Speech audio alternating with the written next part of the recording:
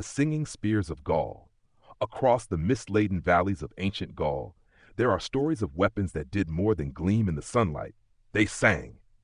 These were the singing spears of Gaul, bronze weapons forged with carved channels and hollowed grooves that produced eerie melodies whenever the wind swept across them. To the warriors who carried them, these sounds were not merely incidental. They were omens, warnings, blessings, and sometimes, according to legend, voices of the ancestors whispering across the battlefield. The spears themselves were remarkable even before their mysterious acoustics were considered. Each one was hammered from bronze mixed with trace elements rarely found in the region, suggesting the Gauls sourced their materials through long-distance trade or secretive smithing traditions. Along the shafts, artisans carved patterns of spirals, waves, and branching lines, motifs common in Celtic art, yet arranged here with a precision that implies more than decoration. When examined closely, the grooves seem positioned with careful intention, aligned in ways that allow wind to vibrate through the weapon and turn it into an instrument of haunting resonance.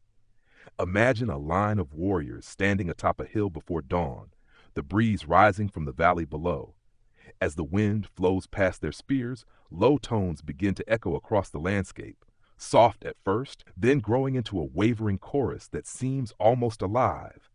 Ancient texts describe how enemies sometimes hesitated at the sound, believing the Gauls were summoning spirits or casting some form of enchantment.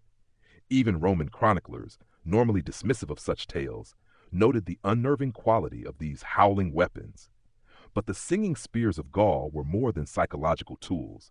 Some scholars suggest they served ceremonial purposes long before they were carried into war. The Gauls held deep reverence for wind, sky, and the unseen forces that shape the world, and these spears may have played roles in seasonal rites, oath-making, or funerary processions. Their voices, rising and falling like flutes carved from metal, might have been intended to guide souls, mark sacred boundaries, or call upon tribal deities. No complete spear has survived to the present day, though fragments have been discovered in riverbeds and burial sites. Each piece still carries its grooves, still shaped with the same uncanny precision. Attempts to recreate them have yielded mixed results.